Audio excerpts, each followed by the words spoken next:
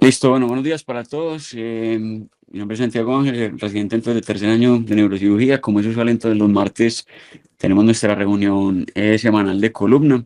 El día de hoy vamos a hablar sobre la LIF, algunas de las indicaciones en general de la literatura y la técnica quirúrgica de forma pues como haciendo un repaso pues anatómico. Entonces, para empezar, recordar que la LIF, pues en sus siglas en inglés es artrosis intersomática lumbar anterior.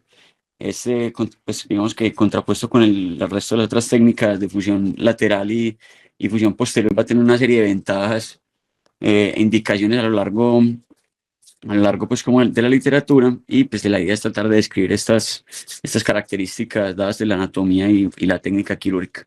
Para empezar un poco sobre las ventajas, ¿sí se está viendo, profe? Sí. Listo.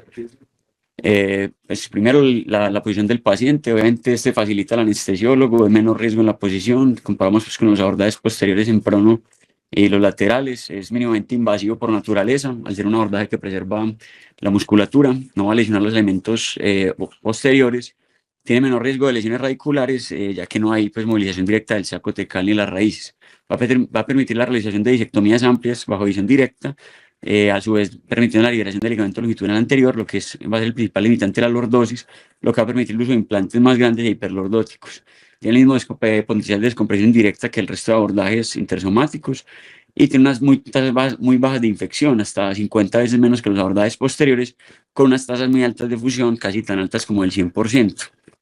Si revisamos lo que es a lo largo de la literatura, las indicaciones, hay, digamos, bastante evidencia sólida del uso de este tipo de técnicas. Hay diferentes estudios que comparan las indicaciones en diferentes pues, ensayos, a su vez comparando los diferentes abordajes, las diferentes técnicas, por ejemplo, el TLIF con el ALIF, el OLIF.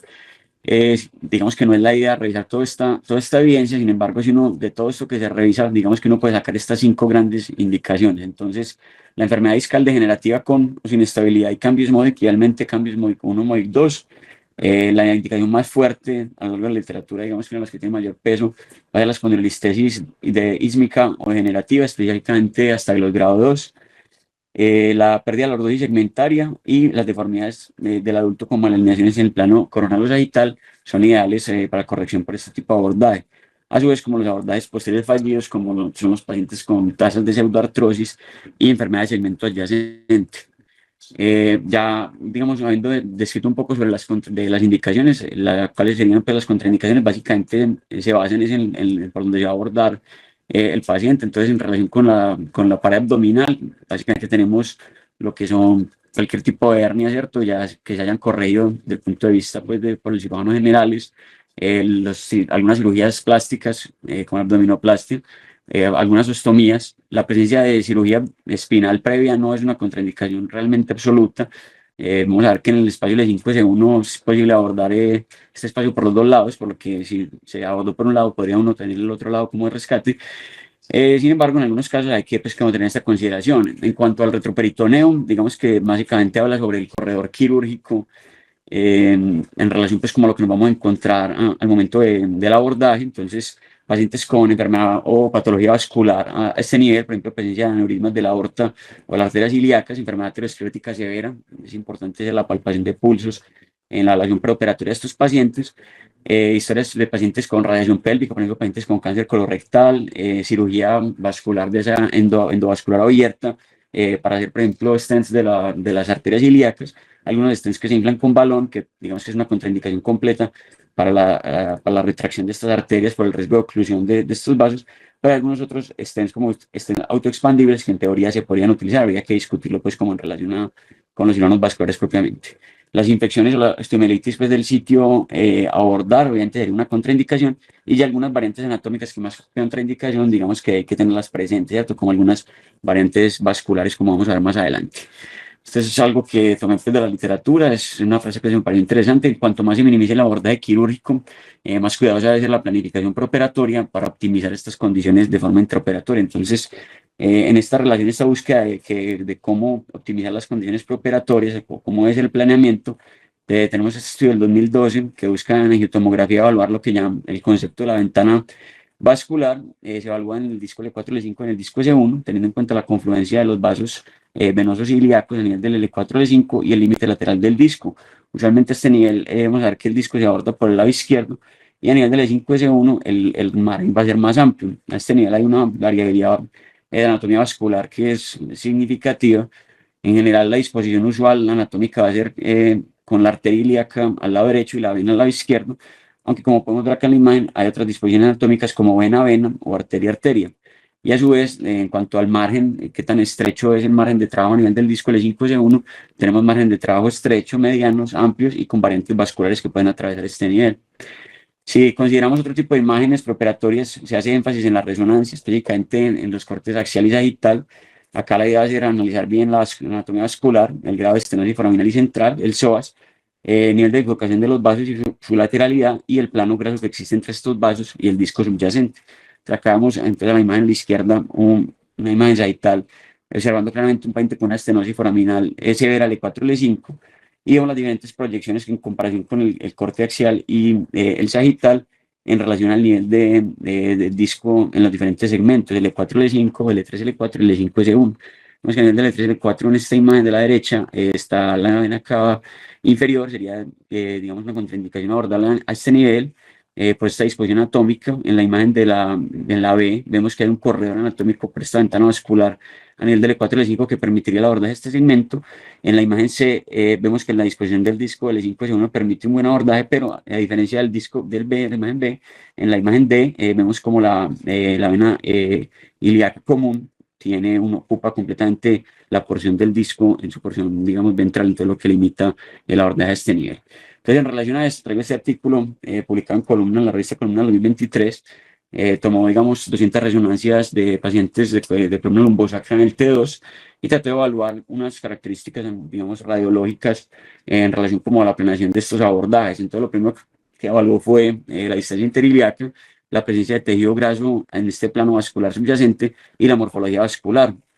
Entonces, lo que ellos encontraron fue de la distancia interiliaca promedio, fue más o menos de 27 milímetros, siendo la más alta de 50, pero en general oscilaba más o menos entre los 20 a los 40. En cuanto a la bifurcación de la aorta, esto, digamos, se compara con el resto de lo que se ha escrito, se ha reportado en la literatura. Hay revisiones sistemáticas que ya han analizado la bifurcación aórtica, una reciente del 2016, no la traje pues por términos de tiempo, pero se correlaciona con estos mismos resultados y es que la mayoría de los casos la bifurcación de la aorta va a ocurrir más o menos a nivel del cuerpo L4.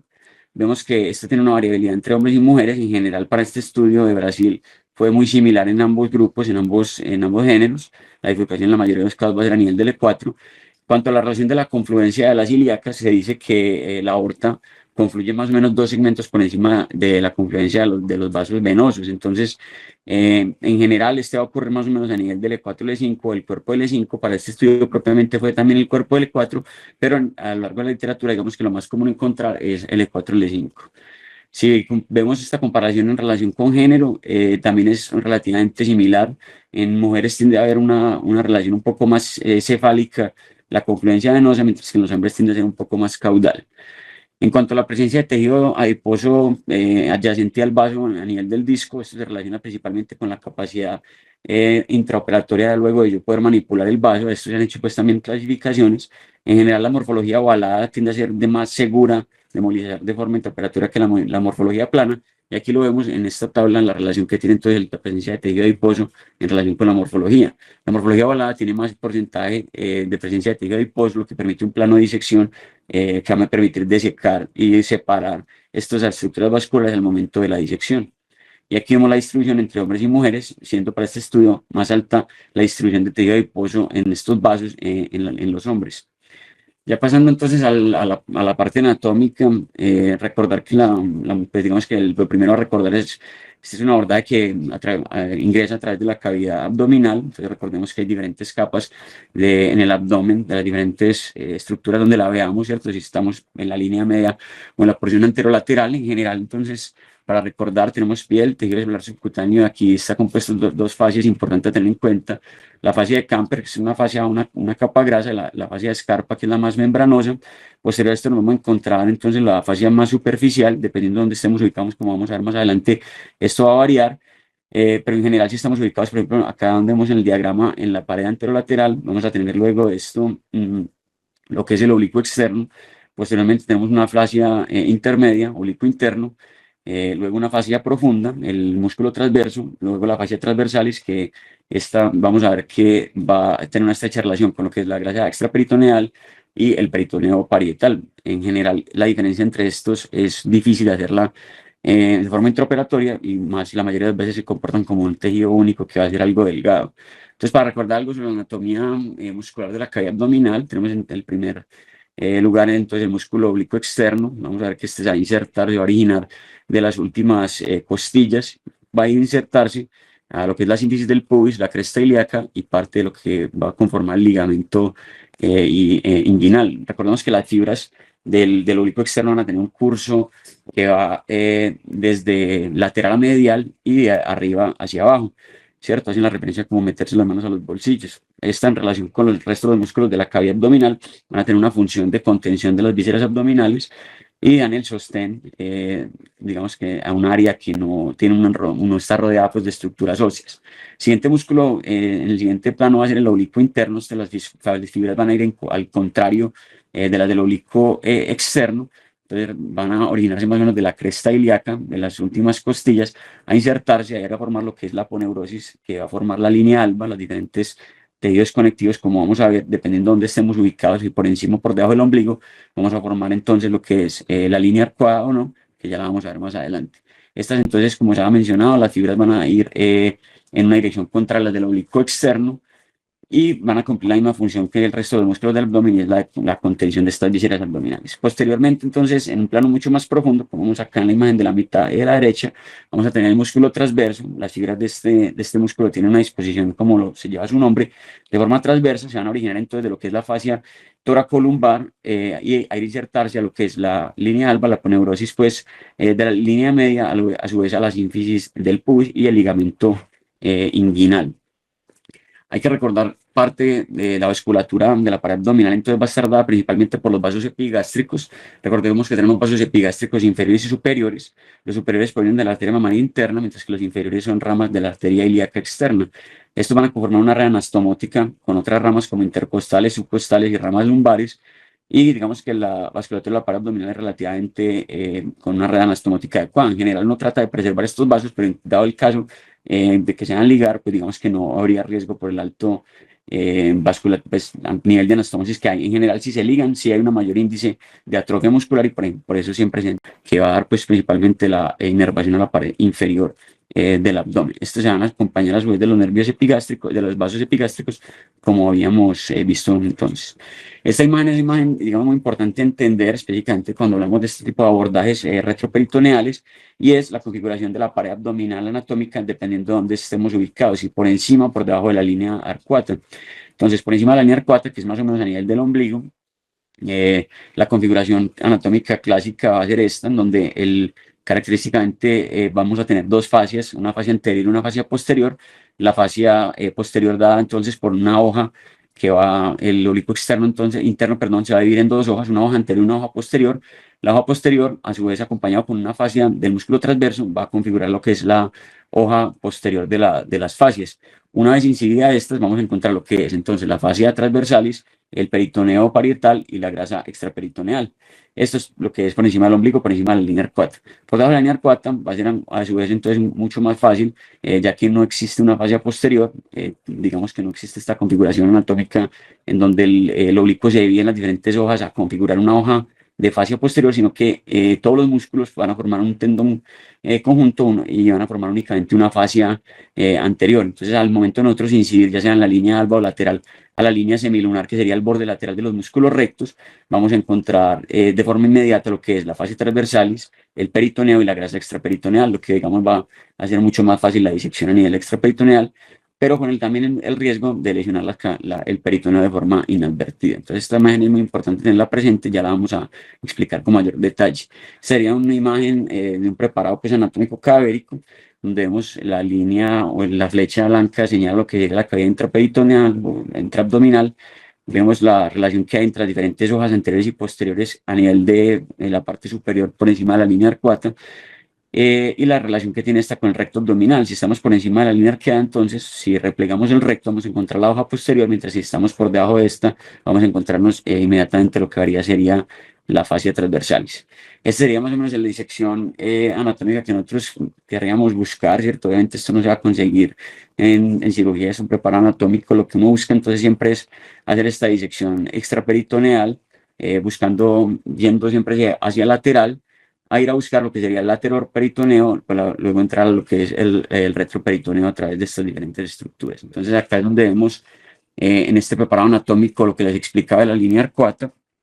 Vemos entonces la línea alba en la mitad, el ombligo. Vemos en las líneas punteadas negras las flechas, lo que sería la línea arcuata. Por encima de la línea arcuata tenemos entonces tanto una fascia anterior como una fascia posterior. Vemos que el músculo recto está replegado en la segunda imagen y encontraríamos por debajo de este inmediatamente lo que serían las fascias posteriores. Si fuéramos a entrar al peritoneo se debería incidir, o si fuéramos a entrar al espacio extraperitoneal se debería incidir esta fascia para luego iniciar la disección a este nivel. Sin embargo, por debajo más o menos del ombligo, por debajo de esta línea arcuata, al momento de replegar los músculos rectos, encontramos lo que es la fascia transversalis, la grasa extraperitoneal y el peritoneo, que se ven, digamos, lo que les he mencionado, como una sola estructura, algo tenue, pero que este va a ser el límite para iniciar entonces la disección a nivel lateral para ingresar a la cavidad retroperitoneal. Vamos a ver que dependiendo del nivel que queramos acceder, si en la mayoría de los casos el E5-C1 no es necesario incidir esta línea arcuata, pero en algunos casos si vamos a acceder a niveles más cefálicos, como son el E4, el E5, inclusive niveles más arriba, va a ser necesario abrir este ligamento, esta línea arcuata a nivel de la línea semilunar para poder tener mayor exposición y facilitar la disección. Ya otras variantes anatómicas vasculares que no se ha mencionado previamente, digamos, estas están principalmente en relación con lo que es la disposición de la vena ilíaca inferior. Pueden haber venas ilíacas duplicadas hacia la derecha y hacia la izquierda, una configuración anatómica izquierda de la vena cava. Puede haber vena cava retroaórtica, preaórtica y circumaórtica, así como venas renales accesorias que, digamos, son importantes tener en cuenta en todas estas estudios y estas consideraciones preoperatorias. Además de todas estas consideraciones, a nivel de la configuración de la vena cava, existen, digamos, diferencias anatómicas en estas venas segmentarias que van a constituir las confluentes de las venas ilíacas. Entonces, recordemos que el E5-S1 se divide el disco en tres porciones, una porción media, una porción medio lateral y una porción lateral. Entonces, lo que van a hacer las zonas 1, 2 y 3. Dependiendo de cuál sea la configuración de las venas ilíacas a este segmento, vamos a subdividir entonces la anatomía vascular de 1 al 4. Entre más, siendo el 4 la anatomía más favorable, la 3, y progresivamente, pues a medida que se disminuye en el número, se hace más difícil y más desfavorable la anatomía. La clave para hacer la clasificación es tener en cuenta la vena ilíaca izquierda. Siempre que la vena ilíaca, perdón, izquierda esté en relación con la zona 1, se considera tipo 1. A medida que se aleja esta y se dispone en la zona 2, va a ser un tipo 2. Si se dispone en la zona 3, va a ser la tipo 3. Y ya cuando más del 50% de estas venas se configuran por detrás o pues, la periferia de la zona 3, se considera entonces un tipo 4. ¿Qué es lo importante acá? Vemos que lo que se analizó en este estudio de ellos es que la mayoría de los pacientes tenían una configuración tipo 3 o 4, apenas el menor porcentaje fue de tipo 1, y digamos esto tuvo relación tanto con el tiempo operatorio del sangrado y con la percepción de dificultad. Entonces, como vemos acá, los tipo 1 o 2, que son los que, digamos, tienen esta ventana vascular o esta distancia interilíaca más reducida, fueron los que mayor sangrado tuvieron, mayor tiempo operatorio tuvieron y la mayor percepción de dificultad tuvieron al momento de la cirugía. Entonces es importante tener presente pues estas diferencias anatómicas al momento pues de hacer la consideración preoperatoria. Y una vez analizada toda esta parte anatómica, vamos a empezar con la parte del abordaje. Digamos que lo primero es pensar en el posicionamiento y la incisión. Entonces, hay diferentes formas de abordar el ALIF. Existe el ALIF supino, ALIF lateral. En cuanto si se va a abordar en forma supino, se puede abordar como tenemos en la imagen de la izquierda, con el paciente en decúbito supino completamente. Se puede dar un ligero tren de Lembour para hacer que las vísceras asciendan un poco y sea más fácil la disección. Los brazos tienden a estar en abducción para poder, digamos, favorecer con el posicionamiento del brazo en C y pues que no estorben tanto el momento de la disección. Hay otra forma de posicionar al paciente, la posición de Da Vinci, que es la posición que vemos a nivel de la imagen de la derecha, que podría ser utilizada pues de preferencia pues como el CIMA. Cuanto al tipo de incisión, hay múltiples tipos de incisiones descritas en la literatura. Se describe que se puede trazar una línea en el plato superior de C1 y una línea que se traza en la porción frontal de la unión del disco L5 y C1 y una línea que intersecte estas dos líneas de forma perpendicular sería más o menos el nivel de donde se haría la incisión. A su vez se puede marcar como se hace en las vías cervicales anteriores con un objeto, digamos, y tomar una foto pues con el intensificador de imágenes y más o menos marcar dónde sería la incisión. Además, a lo largo de la literatura se han descrito otros tipos de incisiones para abordar diferentes niveles, incisiones longitudinales, incisiones transversas, incisiones oblicuas. Digamos que hay mucha variabilidad en cuanto al tipo. Digamos que la forma más fácil, esta es, digamos, tomado de un paciente que operamos acá en el servicio hace un mes y describe, digamos, el resumen de cómo es la forma más fácil de abordar estas incisiones. Entonces, trazamos de forma fácil desde el ombligo a la sínfisis del pubis una línea, ¿cierto? Esta se va a dividir en tercios. La unión del tercio distal con el tercio medio más o menos va a ser el nivel donde vamos a abordar el E5S1. A este nivel se puede abordar, digamos, se puede hacer la incisión, ya sea vertical a través de la línea media, a través de la línea alba, o hacer una incisión transversa como si fuera un mini fan steel, digamos que ya es preferencia pues como tal del cirujano. Si se va a abordar niveles superiores como el 4 el 5 niveles inclusive más cefálicos, la idea es hacer siempre incisiones verticales, incisiones pues longitudinales, inclusive pueden ser paramedianas para facilitar la disección. Si vamos a abordar el nivel L5S1, la idea se puede abordar cualquiera de los dos lados, derecho e izquierdo. Hay quienes recomiendan en la primera intervención abordar el lado derecho por si se requiere una cirugía de revisión, tener, digamos, el lado izquierdo, pues, entre comillas, como virgen. Pero hay quienes, digamos, para ayudar a hacer la monitoría, digamos, de las fases isquémicas durante la retracción vascular, específicamente si se va a abordar el nivel L4, L5, que es donde más retracción vascular vamos a necesitar. Entonces, ya habiendo entendido esto, vamos a abordar, digamos, cómo es el abordaje paso a paso. Entonces, empezamos con la incisión en la pared abdominal, todo lo que se ha descrito hasta ahora. Acá, digamos, tenemos un preparado anatómico que lo hace bastante, digamos, claro. Se hace una incisión vertical, se diseca lo que es el tejido celular subcutáneo, la fascia de Camper y Scarpa, esto puede ser con un monopolar, hasta llegar a encontrar la fascia más superficial a nivel de la pared abdominal. La idea es incidir la fascia en la misma dirección en la que se distribuyen las fibras del recto anterior, entonces de forma vertical. Una vez incidida la fascia anterior, entonces la idea es tratar de desarrollar un plano de disección inferior y medial al recto anterior. Una vez digamos, desplazamos este recto, como estamos por debajo de la línea arcuata, estamos por debajo del ombligo, vemos que inmediatamente no vamos a encontrar una fascia posterior, sino que vamos a encontrar lo que les había mencionado al inicio, lo que es la fascia transversalis, el peritoneo y la grasa extraperitoneal. La idea es entonces iniciar el plano de disección yéndonos lateral y de forma roma, separando el peritoneo siempre hacia medial, rechazándolo, puede ser con disección digital o con torundas, para ir desarrollando el plano de disección hacia lo más lateral. La idea es que siempre en este plano tratar de preservar los vasos epigástricos y los diferentes nervios para, digamos, evitar la atrofia muscular posoperatoria. Acá vemos entonces cómo sería la ilustración de esto que acabo de mencionar. Entonces se hace la incisión, llegamos a lo que sería la fascia transversal del peritoneo, desarrollamos este plano de disección lateral al recto, cuidando siempre estos vasos epigástricos, y esta más o menos va a ser el esquema de cómo debe ser el plano de disección. Se puede hacer de forma roma, entonces como ya he mencionado, de forma digital, siempre yéndonos lateral, rechazando lo que es peritoneo y los diferentes contenidos abdominales hacia medial. Puede ser con el dedo, con torundas, eso ya es, digamos, preferencia, y siendo cuidadosos de no ir a lacerar el peritoneo o hacer, digamos, rupturas inadvertidas de este durante esta disección.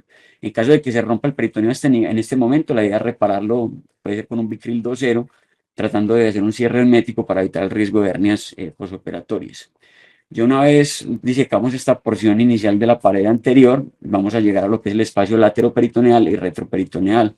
Entonces, a este momento vamos a empezar a identificar una serie de estructuras anatómicas importantes. El peritoneo ya se debió haber identificado hasta este momento, y digamos que la siguiente estructura a tener presente ubicar, y lo primero que vamos a encontrar va a ser la grasa retroperitoneal.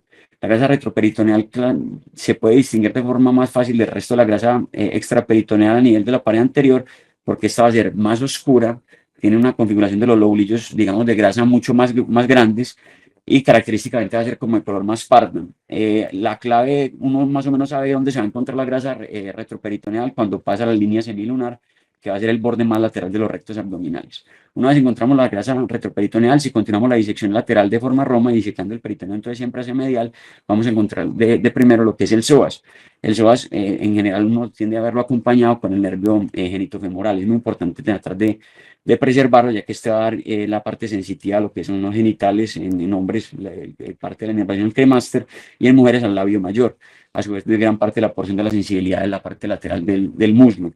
Si seguimos la disección ya corriendo el contenido pues, abdominal y el peritoneo hacia medial, vamos a empezar a encontrar lo que son los vasos a nivel del espacio pues, prevertebral. El primer vaso, la estructura vascular que vamos a encontrar van a ser las estructuras vasculares arteriales. Acá es clave entonces palpar, sentir el pulso. Usualmente la primera estructura anatómica que vamos a encontrar va a ser la arteria ilíaca externa, más profundo de esta va a estar la ilíaca interna, y las estructuras venosas van a estar mucho más escondidas por debajo de estas estructuras arteriales. Si continuamos la disección, podemos encontrar entonces y palpar el promontorio. Entonces ya sabemos que estamos como en buen camino. Allí la idea es hacer una disección Roma con torundas, a ver una grasa que es prevertebral, que es donde va a estar embebida el plexo hipogástrico, que vamos a ver que es importante pues también tenerlo presente. Hay que aclarar que durante esta disección del peritoneo hacia medial, buscando el promontorio, siempre se debe tratar de la búsqueda y tratar de identificar el uréter. El uréter siempre va a estar, digamos, embebido o en la parte más posterior del peritoneo y va a estar adherido a este. Entonces siempre se debe disecar en conjunto con el resto de la cavidad y el peritoneo, el resto del contenido, rechazándolo y evitando, digamos, la retracción excesiva de porque existe riesgo también de lesión por necrosis por presión a este nivel. Entonces es importante tenerlo presente como segundo reparo, un tercer reparo anatómico que es importante tener presente.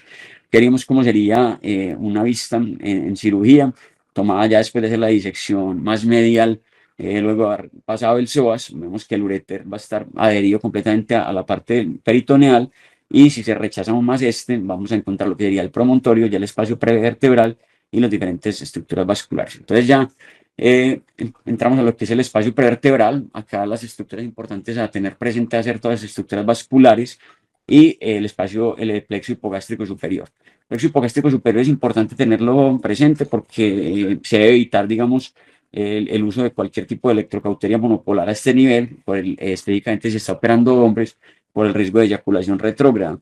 En mujeres también se ha asociado a sequedad vaginal, entonces hay que tratar de cuidar este plexo. Este plexo usualmente va a estar, digamos, mezclado con esta grasa prevertebral, entonces se puede hacer una disección Roma con torundas y ir tratando de despejarlo. En la mayoría de los casos va a estar a nivel de la parte izquierda, se puede despejar hacia la derecha, y la idea es poder hacer una disección Roma de este. Y las diferentes estructuras vasculares que había mencionado, entonces como lo primero que nos vamos a encontrar posterior, más medial al psoas, va a ser vasos arteriales, la arteria ilíaca externa, luego arteria ilíaca interna y posteriormente los vasos venosos.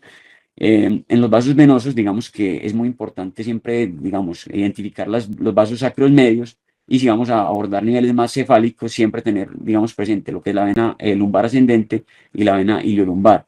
Muy importante antes de movilizar cualquier tipo de estas estructuras vasculares, específicamente las venosas, es si existe un vaso sacro medio, se debe ligar. Si vamos a abordar niveles más cefálicos como el E4-L5, antes de movilizar la vena ilíaca común, si hay presencia de una vena lumbar, una lumbar ascendente, hay que ligarla sí o sí antes de movilizar la vena por el alto riesgo de lesionarla por ruptura por alta tensión. Entonces, acá vemos este preparo anatómico a nivel del E5-S1, casi que no se requiere ninguna retracción vascular.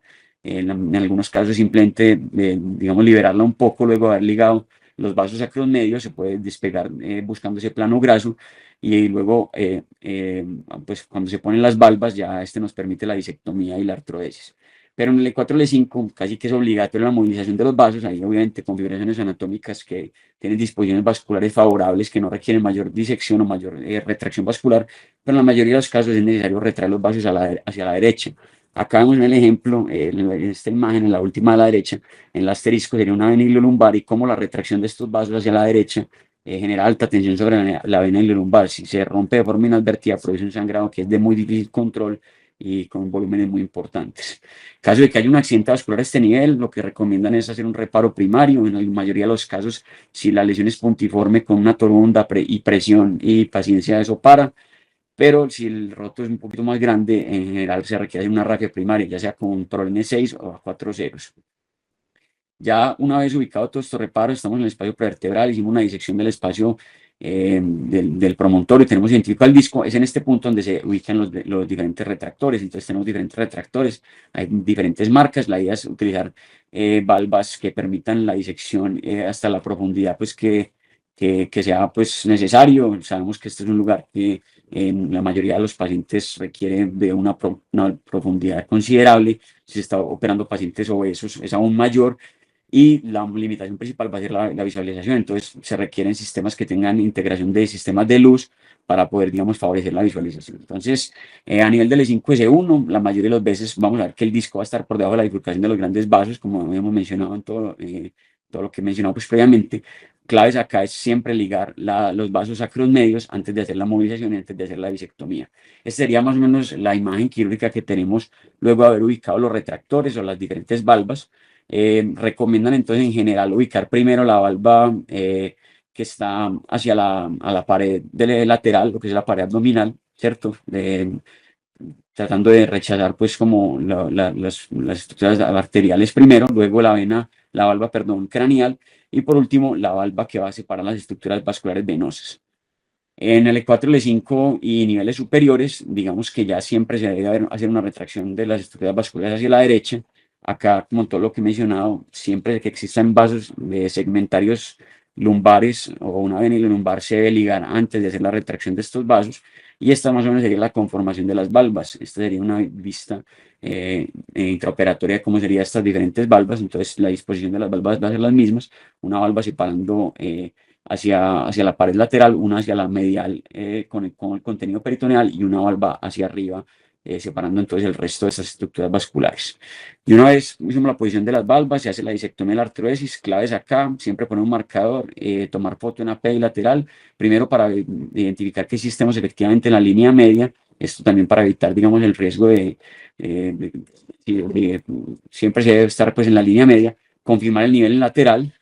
Se hace la anulotomía, se prepara, entonces se hace la disectomía con las diferentes curetas, shavers, se preparan los discos terminales, se introducen los probadores. Idealmente siempre se debe probar estos probadores en imagen lateral y AP, y luego se introduce el implante. Si se va a fijar con tornillos, la idea y la dirección ideal es más o menos un ángulo de 45 grados cefálico y caudal, y siempre comprobar en una imagen final AP lateral como la disposición final del implante.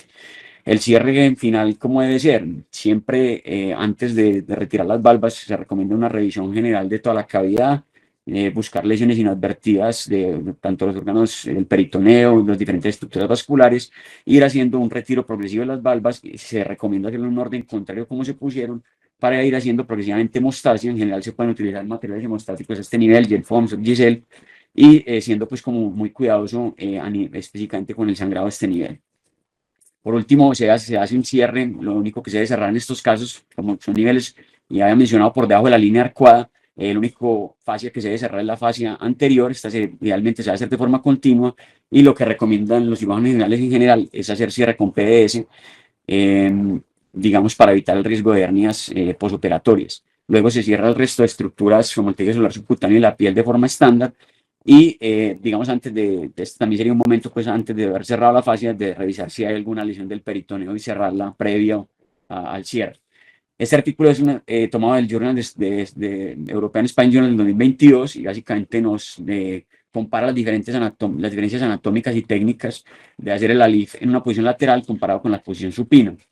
El ALIF en posición lateral entonces va a tener una configuración muy similar en el resto del quirófano, al resto de los abordajes laterales, a los L-LIF, como es el XLIF y el OLIF. Entonces la idea es tener el paciente en esta posición. Diferencias que hay grandes entre el ALIF lateral y el L-LIF, por ejemplo, va a ser la disposición entonces de la primera banda de fijación, o el esparadrapo que se fija. La idea es fijarlo en una posición oblicua a nivel de los trocánteres, para que no nos tape la visión operatoria este primer punto de fijación. Se hace el mismo punto de fijación que en el ELIF, a través, digamos, del muslo, de forma oblicua en las piernas, y el fijador a nivel del tórax. La idea es, como se trata de hacer este tipo de abordaje, favorece lo que es el single position. Entonces se debe tratar de vestir al paciente con la exposición tanto anterior del abdomen, la parte lateral y la parte posterior, para hacer, digamos, todo en una misma posición. Siempre se debe organizar la camilla para tratar de buscar una imagen AP verdadera, moviendo siempre la camilla y no el equipo de brazo en sí. La incisión, la diferencia entonces con el alife en supino, entonces va a ser que la incisión va a ser más lateral. Vemos que tenemos el borde de la cresta ilíaca marcado en C. En B vemos el límite más medial y anterior de la cresta. Y la línea entonces de disección para hacer este tipo de incisión en alife lateral va a ser más o menos una línea que sigue el plato superior de L5S1. Vamos a ver que la línea, la incisión se va a hacer de forma oblicua y mucho más lateral, más o menos a nivel de la línea semilunar. Por lo tanto, al momento de incidir, no vamos a incidir a través de la línea alba, como se hace en el abordaje que describe en el alif supino, sino que ingresamos a través de los músculos de la pared anterolateral. Van a ser oblicuos y el músculo transverso para luego acceder a lo que es la fascia transversal y la cavidad pues, extraperitoneal. De ahí en adelante los pasos son idénticos al alif supino y cambia nuevamente al momento de la disposición de las valvas. Entonces, la idea es que la primera valva y lo primero que se diseca al momento de abordar el espacio preperitoneal, perdón, prevertebral, va a ser el vaso contralateral. A diferencia de cómo se hace en el alif supino, que se diseca primero el vaso, pues digamos la arteria ilíaca, que es uno primero se encuentra después del psoas, en estos casos se va a buscar de hacer la disección primero el otro vaso, el vaso contrario, por digamos que este abordaje favorece que las estructuras y la cavidad digamos, abdominal rechace toda esta serie de estructuras de forma natural por la gravedad, por lo que uno primero va a dejar listo el vaso contralateral. La disposición de las valvas, entonces otra recomendación que hacen ellos es que se debe tratar de ubicar como se está en la imagen de la izquierda, haciendo una maniobra ortogonal para tratar siempre de trabajar y evitar, digamos, hacer una descompresión más de un lado que otro y de introducir los implantes de forma pues como torcida. Al momento de otras recomendaciones que dan para introducir los implantes, se debe hacer una contrapresión cuando se está impactando la caja con el puño de un ayudante en la parte posterior. Y digamos que acá traigo una tabla que resume las diferencias entre la lif supino y la lif lateral. Entonces, lo primero, la incisión va a ser más lateral, se ingresa a través de los oblicuos. La movilización venosa y vascular siempre se empieza por el lado contralateral.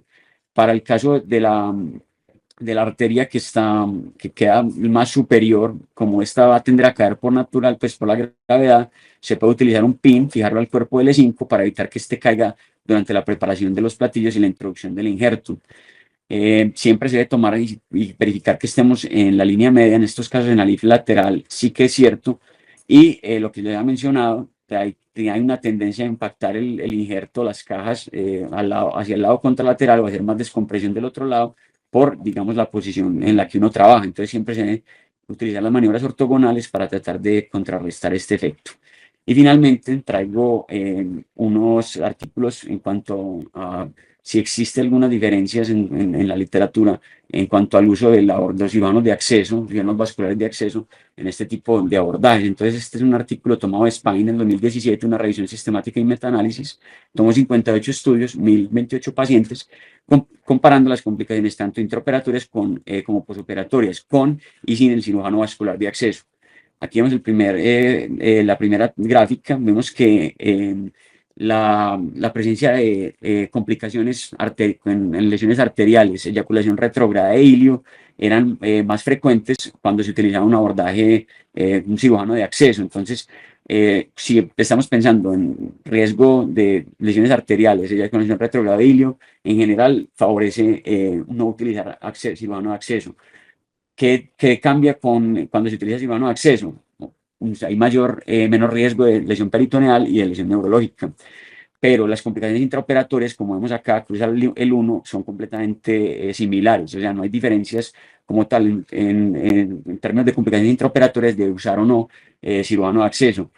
En cuanto a las complicaciones posoperatorias, sí existe diferencias, hay una mayor tasa de complicaciones posoperatorias cuando no se utiliza cirujano de acceso, específicamente tasas relacionadas con el injerto, tasas de reoperación y en general a nivel pues, de tasa de complicaciones posoperatorias. Sin embargo, digamos que lo que se recomienda es en casos difíciles, en casos que digamos haya mayor riesgo de lesión de estas diferentes estructuras, se puede tratar siempre de utilizar un cirujano de acceso. Si es un caso sencillo, digamos que lo que nos muestra esta tabla previa es que, digamos que las complicaciones son equiparables y puede un cirujano experto y que tenga la experticia hacerlo sin cirujano pues, vascular. Este siguiente artículo es tomado del International Journal of Spine Surgery del 2022. Esta es la experiencia de 5 años del grupo de Bogotá, del doctor Díaz y Berbeo, en el uso de ALIF en 337 pacientes. Ellos fusionaron 508 niveles. Es importante. Bueno, digamos que lo que ellos tuvieron en esta revisión de esta experiencia de ellos durante estos 5 años, tuvieron 9 casos de lesiones vasculares. De estas, todas fueron venosas, no tuvieron ninguna lesión arterial, no hubo incidencia de lesiones ureterales, vesicales, intestinales ni durales. Y esto, en relación con el número de casos que ellos tuvieron, lo ponen más o menos en un porcentaje de complicaciones del 1.7%. Si vemos esto comparado con el resto de la literatura que se ha escrito, es muy equiparable, siendo inclusive mucho menor. Entonces, esto nos da digamos, la solidez y el peso de la evidencia de que no es necesariamente el uso de cirujano de abordaje, pues, comparado en este grupo, pues en Bogotá, que es, digamos, bastante claro. Y por último les traigo esta encuesta, que es una encuesta de Delphi, publicada en el Journal Europeo de Spine del 2022, que fue una encuesta realizada virtual en junio de 2021 a 14 expertos en ALIF, tanto en ALIF supino como en ALIF lateral, y básicamente buscaron ver dónde había consenso a nivel de estos diferentes abordajes. Claves acá, esta tabla, pues está muy larga la tabla, pero importante acá tener en cuenta, dentro de los consensos que se lograron en esta encuesta, en este consenso de Delphi, el uso de resonancia preoperatoria se consideró como la única imagen necesaria o suficiente para abordar las diferentes anatomías vasculares en estos casos. Lo que les mencioné al inicio, la morfología de la vena y el plano graso se consideró como un factor predictor de la complejidad del caso y la facilidad de movilizar las estructuras vasculares a nivel intraoperatorio. El uso de cirujano vascular en los abordajes ALIF lateral y ALIF supino no lo consideraron necesario en la mayoría de los casos estándares, y esto tuvo un consenso casi del 100%. En cuanto a cuándo sí consideraron un cirujano de abordaje, no solamente ellos lo tomaban cuando que estuviera como por ahí, como para llamarlo, y cuando se tenía que estar dentro del grupo, o sea, el cirujano tenía que estar lavado y dentro de la cirugía, y era básicamente cuando había casos de revisión, historia de cirugía retroperitoneal o historia de radiación retroperitoneal. En cuanto a las lesiones, ellos acordaron casi que con un 100% de consenso que lesiones puntiformes o menores de 4 milímetros se podían ser reparadas, tanto las lesiones venosas como arteriales, únicamente por un cirujano de columna. Y lo que sí fue muy claro también a lo largo de esta revisión fue que la ALIF lateral logró mejorar la incidencia de tiempo operatorio y la eficiencia en estos casos. Muchas gracias a todos. Estoy atento a preguntas.